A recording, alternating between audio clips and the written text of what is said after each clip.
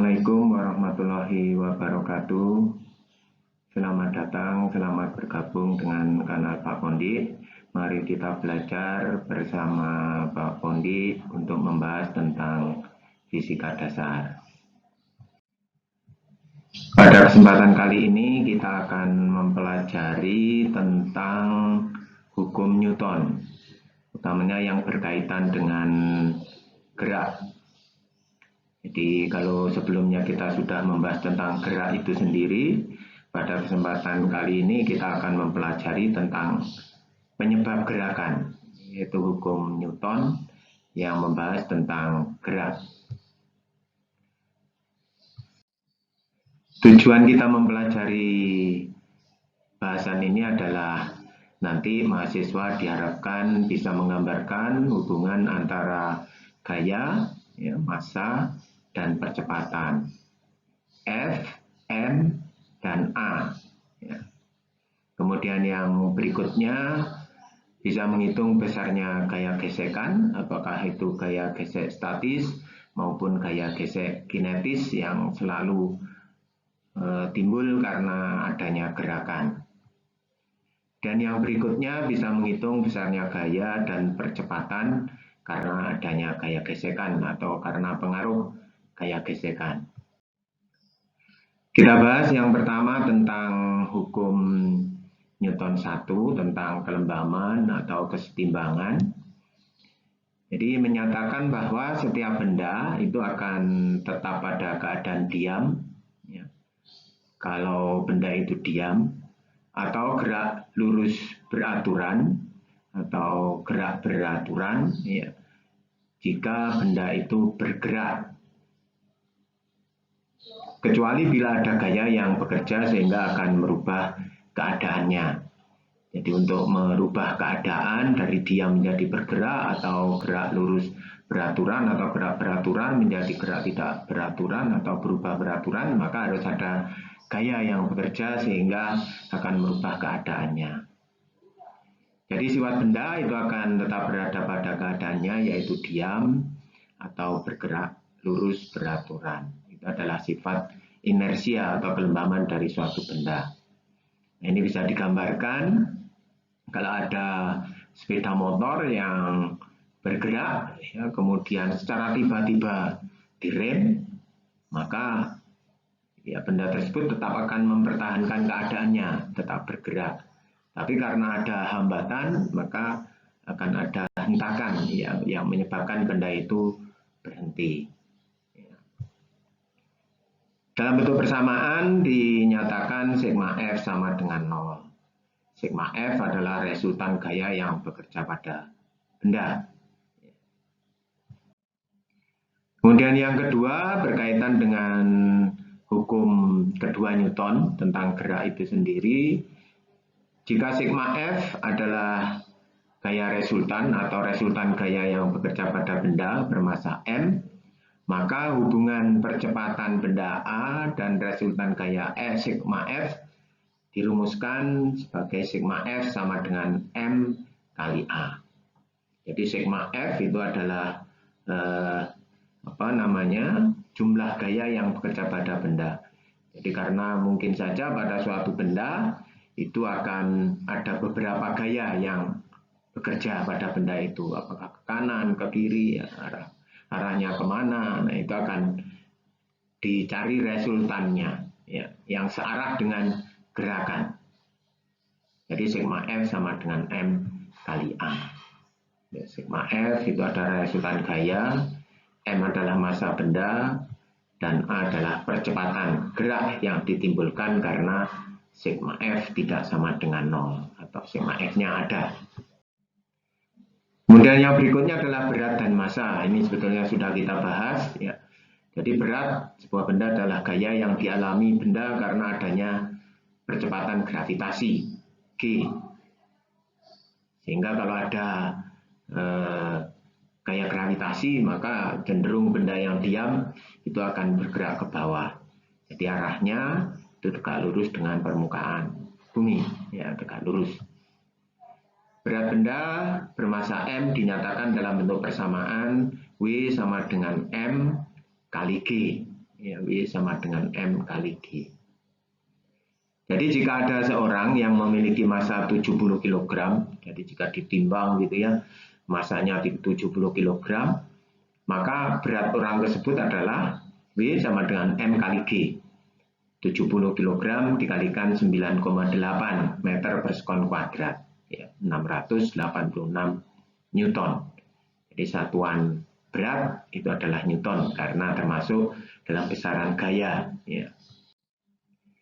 Kemudian yang berikutnya adalah gaya gesekan. Jadi gaya gesekan ini hampir timbul pada semua fenomena gerakan atau benda yang bergerak, tapi juga bisa saja terjadi pada benda yang diam. Ya. Jadi gaya gesekan jika dua permukaan bersinggungan, maka permukaan kedua benda itu sewaktu ada gerakan satu benda terhadap benda yang lain, itu akan ada gaya gesekan. Ya. Gaya gesekan selalu berlawanan arah dengan arah gerakan atau arah penyebab gerakan. Jadi kalau ada gaya yang menyebabkan gerakan ke kanan, maka gaya gesekannya selalu berlawanan ke arah kiri. Apakah benda itu bergerak maupun diam, maka selalu ada gesekan. Ya. Kalau digambarkan ini bisa diilustrasikan, digambarkan seperti itu. Jadi ya, ada gaya F, kemudian ada benda beratnya W, kemudian gaya geseknya ke arah kiri. Ya, gaya geseknya ke arah kiri. Kemudian ada N, ya, ada N adalah gaya normal, ya gaya normal.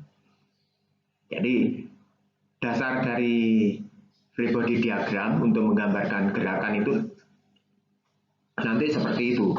Ya, ada F gaya penyebab gerakan, kemudian ada W berat benda, kemudian ada N gaya normal dan F kecil gaya gesek. Jadi secara umum harus digambarkan seperti itu. Sedangkan gaya gesek yang bekerja antara dua permukaan yang berada dalam keadaan diam itu disebut gaya gesek statis. Gaya gesek statis F S. Ya. Sedangkan jika saling bergerak relatif, gaya geseknya disebut gaya gesek kinetis. Ya. Jadi bisa digambarkan juga seperti itu F, kemudian ada F, S ke arah kiri, ada W sama dengan M kali G ada N. Dari situ bisa digambarkan jika F lebih kecil daripada Fs maka bendanya diam ya. Jadi gaya penyebab gerakannya masih lebih kecil dibandingkan dengan gaya gesek. Kemudian jika F lebih besar dari Fs maka bendanya akan bergerak. Jika F sama dengan Fs maka bendanya ya mulai akan bergerak tapi belum bergerak. Ya karena sigma F-nya masih 0. Kemudian gaya gesek antara dua permukaan benda itu tidak bergantung pada luas permukaan yang saling bergesekan. Akan tetapi sebanding dengan besarnya gaya normal. Nah, jadi gaya normal ini yang menentukan besarnya gaya gesekan. Jadi gaya normal itu yang menentukan besarnya gaya gesekan. Apakah itu gaya gesek statis maupun gaya gesek kinetis. Ya. Fs sama dengan mu S kali N, Fk sama dengan mu K kali N. Ya. Jadi semuanya tergantung besar dari N, gaya normal. Ya. Mu S, koefisien gesek statis, mu K, koefisien gesek kinetis. Ya. Sebagai contoh, ini ada gaya konstan 100 Newton, ya, digunakan untuk menarik beban 5 kg vertikal ya, ke arah atas dengan menggunakan seutas tali. Hitung percepatan gerak benda. Jadi agar kita bisa menggambarkan atau menuliskan persamaan gerakannya, maka soal tersebut harus digambarkan. Ya. Harus digambarkan seperti ini. Jadi ada gaya F ke atas ya, ini gaya F ke arah atas ya, ini. Kemudian massa M ini akan menimbulkan berat, ya, akan menghasilkan berat. Nah, sekarang yang perlu kita perhatikan adalah jika F lebih besar dari berat, maka benda akan bergerak ke atas. Jadi sesuai dengan rumus tadi. Nah, di sini kita lihat gayanya 100 Newton, beratnya 49 Newton. Maka F lebih besar dari W, sehingga benda akan bergerak ke atas. Nah, persamaan gerakannya adalah, nih, dari gambar itu, sigma F sama dengan M kali A, sigma F-nya adalah F dikurangi V. Jadi F ini arahnya, jadi F ini arahnya ke atas, ya. F ini arahnya ke atas, sedangkan W arahnya ke bawah. Jadi F dikurangi W, ya, sama dengan M kali A. Ya. F dikurangi M kali G sama dengan M kali A. 100 dikurangi 49 sama dengan 5 kali A. 51 sama dengan 5 kali A sama dengan 10,2 meter per sekon kuadrat. Jadi bendanya akan bergerak ke atas dengan percepatan sebesar 10,2 meter per sekon kuadrat.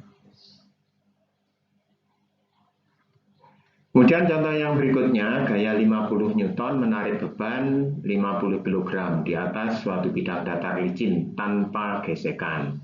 Ini hitung percepatan gerak benda karena gaya tersebut.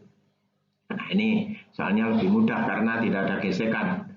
Sehingga penyelesaiannya ya, persamaan geraknya sigma F sama dengan M kali A. Karena tidak ada gaya gesekan, maka gaya gesekannya 0. Sehingga F sama dengan M kali A, F-nya 50 Newton, masanya 50 kg kali A, sehingga A-nya sama dengan 1 meter per sekon kuadrat. Jadi percepatan gerak bendanya sekitar 1 meter per sekon kuadrat. Contoh berikutnya, gaya 50 Newton menarik beban 50 kg ke arah kanan di atas suatu bidang datar dengan koefisien gesek kinetis 0,1. Hitung percepatan yang terjadi. Nah, ini penyelesaiannya ya harus kita gambarkan, sehingga kita bisa menentukan sigma F-nya utamanya, sigma F-nya. Jadi kalau kita gambarkan seperti ini, ada gaya 50 Newton ini ke arah kanan, kemudian beban 50 kg. Jadi massa itu selalu menghasilkan berat. Kemudian ada koefisien gesek. Nah, koefisien gesek akan menghasilkan gaya gesek, ya, akan menghasilkan gaya gesek. Nah, kemudian dari ilustrasi tersebut, nah ini selalu ada N, ya, selalu ada N, yaitu gaya normal, ya, gaya normal yang nanti digunakan untuk melakukan perhitungan besarnya gaya gesek. Jadi dari soal kita sudah mendapatkan gambaran seperti ini. A-nya berapa? Ya, A-nya berapa? Ya, A-nya berapa? Nih. Persamaan geraknya adalah F min FK sama dengan M kali A. Jadi persamaan geraknya itu yang sejajar dengan bidang datar. F ke arah kanan, FK ke arah kiri. Ya. Jadi F min FK sama dengan M kali A, atau F dikurangi mu K kali N sama dengan M kali A. Ya, tuh. Nah, dari situ kita bisa menyelesaikan, langkah pertama menghitung besarnya gaya normal. Ya, gaya normal. Jadi sekali lagi dari persamaan ini bisa kita lihat bahwa gaya normal arah itu arahnya tegak lurus.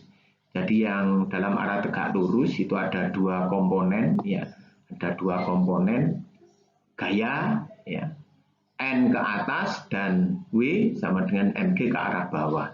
Ya. Sehingga sigma F sama dengan 0, N min W sama dengan 0. N min W sama dengan 0. N sama dengan W sama dengan M kali G. Ya. 50 kali 9,8 sama dengan 490. Itu adalah gaya normal. Ya, gaya normal. Nah, persamaan geraknya tadi sudah disebutkan, sigma F sama dengan M kali A, F min FK sama dengan M kali A, ya.